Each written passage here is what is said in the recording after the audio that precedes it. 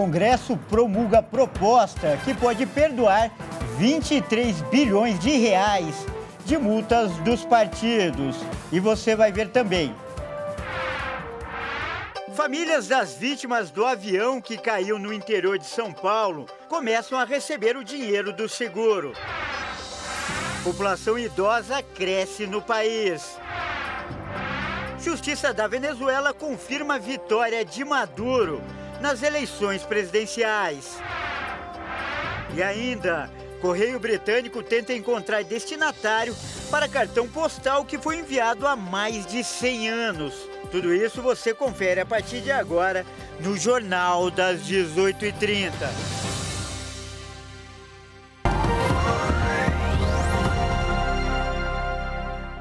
Olá, seja muito bem-vindo. Nós estamos ao vivo, são 18 horas e 33 minutos pelo horário de Brasília.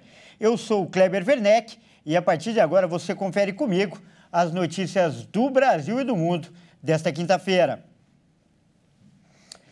E o Congresso Nacional promulgou hoje a proposta que concede anistia aos partidos políticos por multas recebidas pelo não cumprimento da regra que determina repasses mínimos para candidaturas de pessoas negras. O perdão pode chegar a 23 bilhões de reais. A promulgação foi feita pelo deputado Marcos Pereira, do Partido Republicano São Paulo.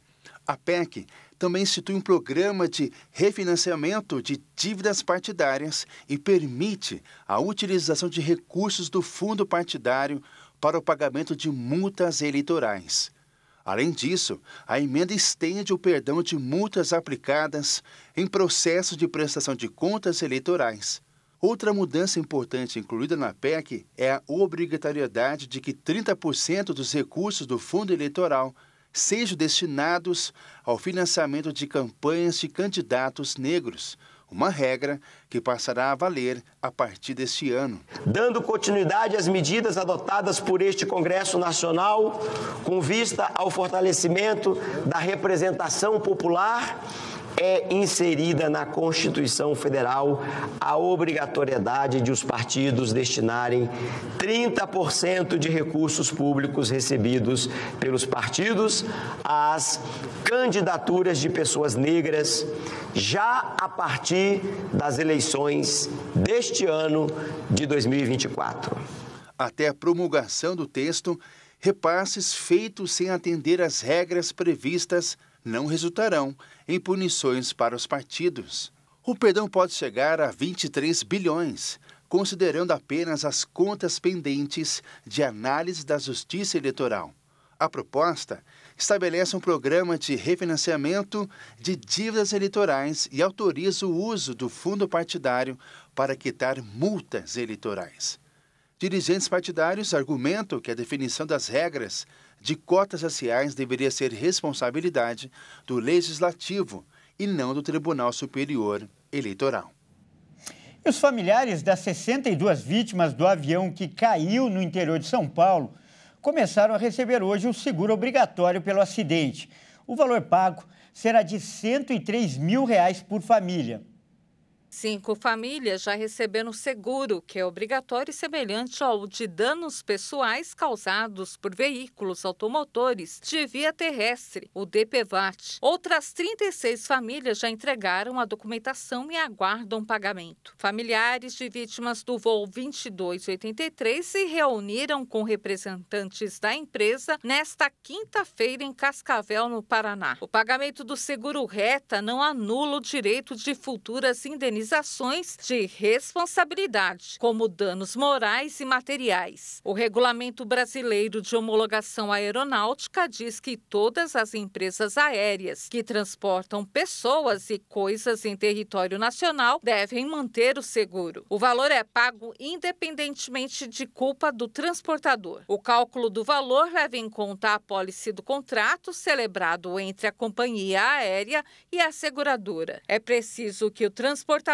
aéreo indique a seguradora contratada para que a vítima e ou familiares possam dar início às primeiras providências. E quinta-feira é dia do quadro de Direito do Consumidor, aqui no Jornal das 18h30.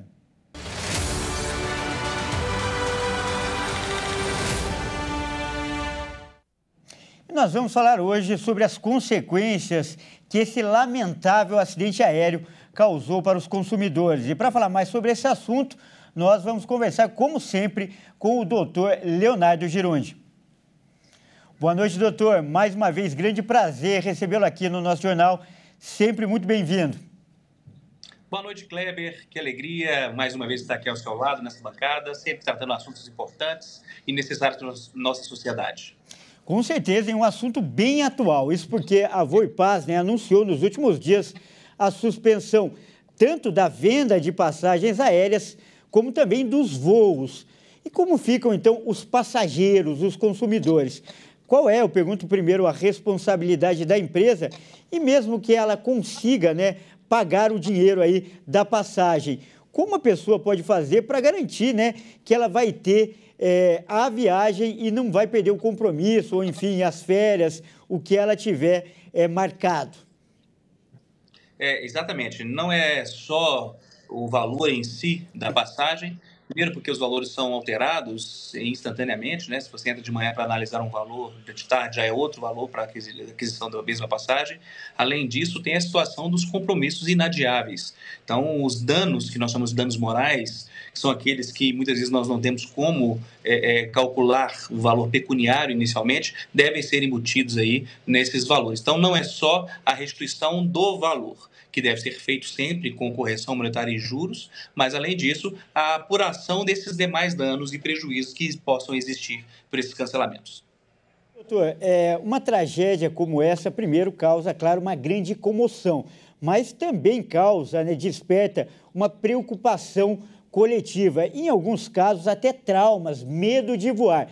Então eu pergunto, acho que fica bem pertinente essa questão agora, o medo de um acidente, o medo de voar, pode ser considerado um motivo legal para o cancelamento de uma passagem aérea, tanto nessa companhia que foi aí o centro, o pivô do acidente, como em outra companhia? Quais os critérios que a pessoa tem, de direito para cancelar uma passagem?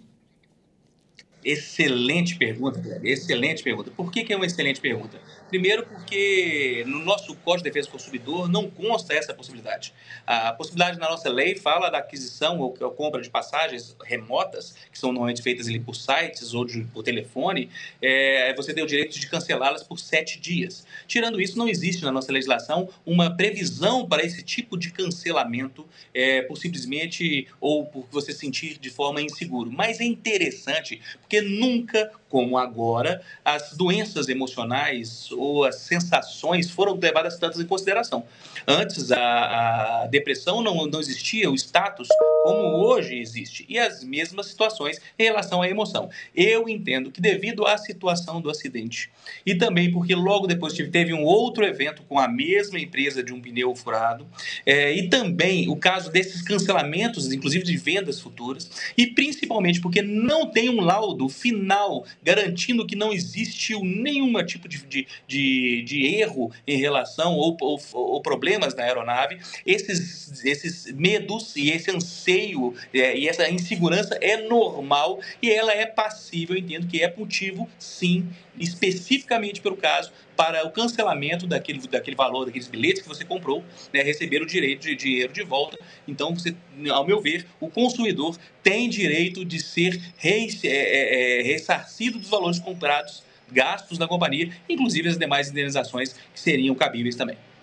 Doutor, então eu repito o que eu já disse em outras ocasiões. O grande mérito, valor da sua participação aqui é que ela vai além do aspecto técnico legal do direito. Ela aborda essas questões humanas, como o senhor falou hoje, essas questões de saúde emocionais que também refletem no direito. E por isso, mais uma vez, agradeço a sua participação. Nós acabamos de conversar com o doutor Leonardo Girundi, ele que é especialista em defesa do consumidor, e toda quinta-feira ele está aqui no nosso jornal para ajudar você que está com algum problema aí com produtos ou então com serviços. E você que nos assiste pode mandar uma mensagem pelo WhatsApp. O número é DDD 11 99224 7760. Muito obrigado, doutor. Um grande abraço, é sempre um privilégio. Boa noite a todos, que Deus abençoe vocês. Grande abraço. Olha só, mude de assunto agora para falar que os idosos não são mais a menor fatia da população brasileira. E daqui a 2 décadas vão ser, inclusive, a maioria. É o que mostra um levantamento feito pelo IBGE. Essa é a primeira vez que a população mais velha ultrapassa a mais jovem, faixa que vem diminuindo desde os anos 2000. Atualmente, os idosos superam os jovens de 15 a 24 anos, de acordo com o IBGE.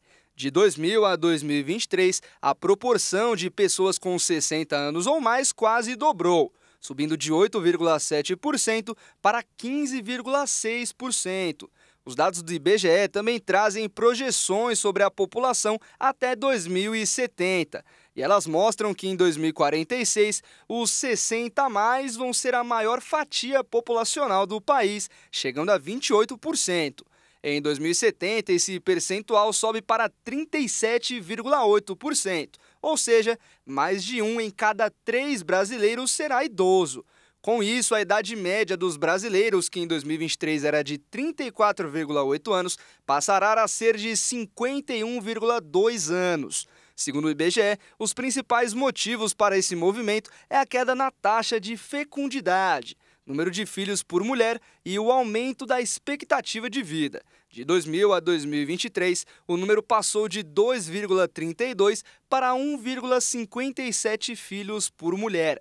O número mínimo para garantir a reposição da população é de 2,1 filhos por mulher. A expectativa de vida, chamada esperança de vida ao nascer, subiu de 71,1 anos em 2000 para 76,4 anos em 2023 e deve chegar aos 83,9 anos em 2070. A diminuição no número de filhos por mulher é o principal fator para que a população do Brasil comece a diminuir, o que deve acontecer a partir de 2042. E olha só essa história. No Rio de Janeiro, um homem levou um búfalo, isso mesmo que você está ouvindo, um búfalo para passear. E ele foi lá para a praia de Copacabana e justificou dizendo que o animal queria conhecer o mar. O nosso repórter, o Anderson Nascimento, vai trazer agora os detalhes. Quem estava na praia de Copacabana, aqui no Rio de Janeiro, na Zona Sul, na noite de quarta-feira, foi surpreendido com um búfalo na areia. O animal e o proprietário estavam a caminho de Barretos, interior de São Paulo, quando deram uma parada para realizar o sonho do animal, entrar no mar. O tutor do búfalo, chamado Rômulo Cavalcante, disse que o animal tinha um sonho de conhecer o mar. Segundo ele, devido ao cansaço da viagem, aproveitou para descansar e dar uma volta pela praia. Rômulo é dono do animal há 3 anos e disse ter ido direto conhecer Copacabana. Quando chegou ao Rio, a dupla vive na região norte de Minas Gerais. A praia, que estava vazia, logo começou a encher, conforme o búfalo, batizado de Diferentão, andava pela orla. De acordo com a Secretaria de Ordem Pública, o homem se identificou e apresentou toda a documentação do animal, mas por questões de segurança foi solicitado que ele fosse retirado do local. O dono afirmou que o búfalo entrou no mar. Como nunca tinha visto tanta água, ficou muito feliz e empolgado. Os agentes da CEOP acompanharam o animal e o proprietário até a carreta que trouxe os dois até Copacabana. E eles seguiram viagem. E veja a seguir, Justiça da Venezuela confirma a vitória de Maduro nas eleições presidenciais. E ainda, Correio Britânico tenta encontrar destinatário para cartão postal que foi enviado há mais de 100 anos. Nós voltamos já.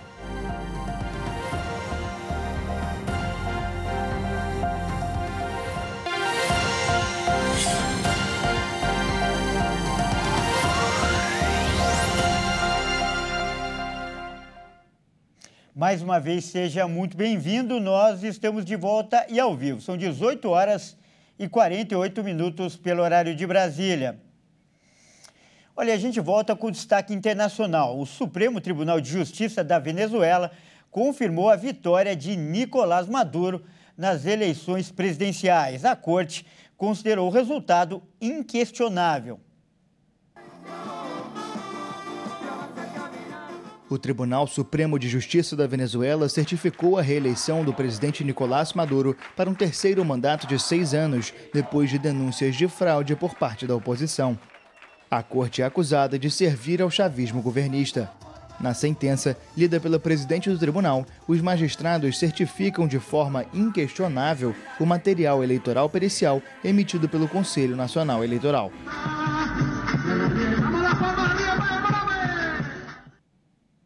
E agora é hora de falar de esportes aqui no Jornal das 18h30. E quem traz as informações é o Fernando Jesus.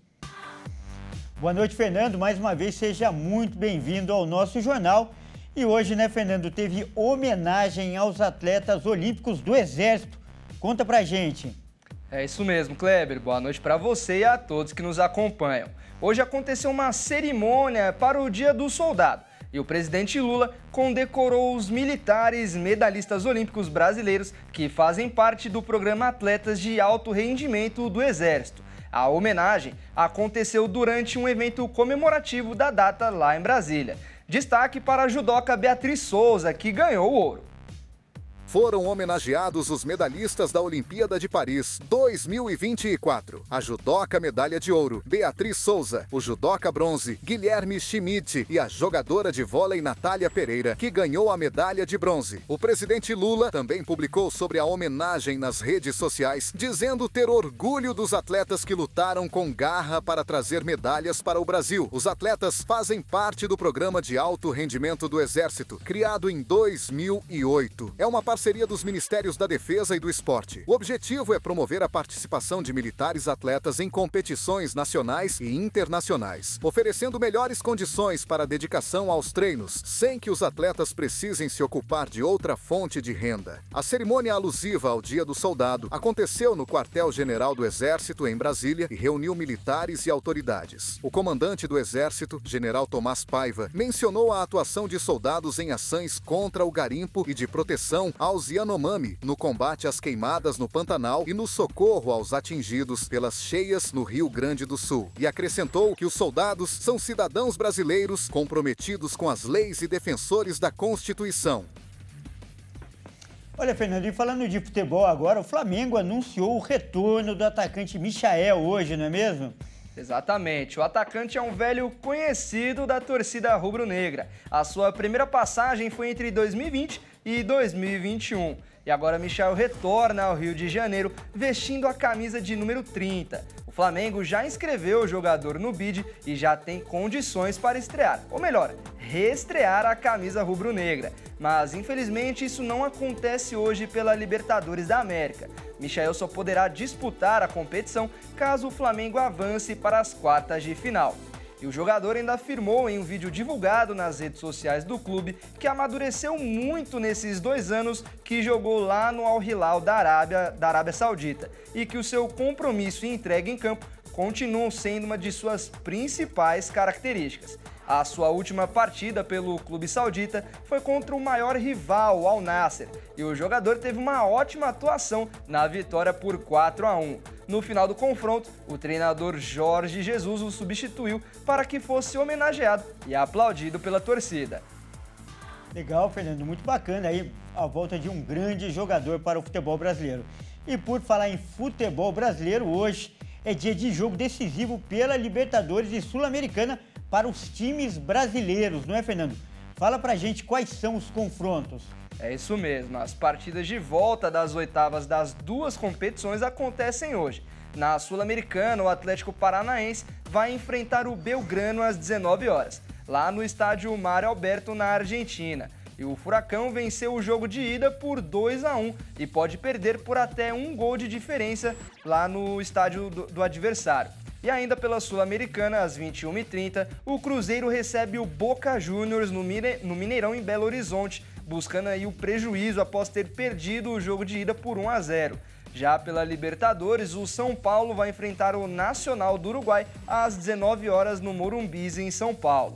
O jogo de ida terminou em 0-0 e o tricolor vai contar com o apoio de sua torcida para tentar passar de fase. E encerrando as oitavas da Libertadores, às 21h30, o Flamengo vai enfrentar o Bolívar no estádio Hernando Siles, em La Paz, lá na Bolívia. O rubro-negro ganhou o primeiro jogo no Maracanã por 2-0 e vai relativamente tranquilo para o confronto, mas vai se manter atento, pois o retrospecto na altitude não é nada favorável para o rubro-negro. Legal, Fernando. Então vamos torcer para que os times brasileiros consigam bons resultados hoje. Obrigado pela sua participação. Eu que agradeço, estaremos na torcida pelos clubes brasileiros e eu volto amanhã. Grande abraço. E olha só essa história. O Correio Britânico está atrás do destinatário de um cartão postal que foi enviado há mais de um século. O objetivo é encontrar os descendentes dessa pessoa. Vamos ver. De acordo com o Serviço Postal do Reino Unido, a carta provavelmente foi enviada de volta ao sistema e ficou perdida no correio por mais de um século. A destinatária da carta se chamava Lydia Davis e as autoridades estão em busca de seus descendentes. A mensagem está intrigando especialistas por conta de sua escrita antiga e um conteúdo enigmático. O caso também traz questões sobre o funcionamento dos serviços postais da época, o que só alimenta as teorias do motivo do atraso da carta. O cartão foi escrito por um homem chamado Ewart, no qual ele diz que está bem, mas lamenta por não conseguir pegar um par de um item desconhecido não mencionado na mensagem. Além disso, ele conta que possuía cerca de 10 shillings de mesada, antiga moeda do Reino Unido, e uma passagem de trem. Bom, é isso aí. Essa edição fica por aqui. Eu agradeço demais a sua companhia. Fique agora com o SOS da Fé. Ótima noite e até amanhã.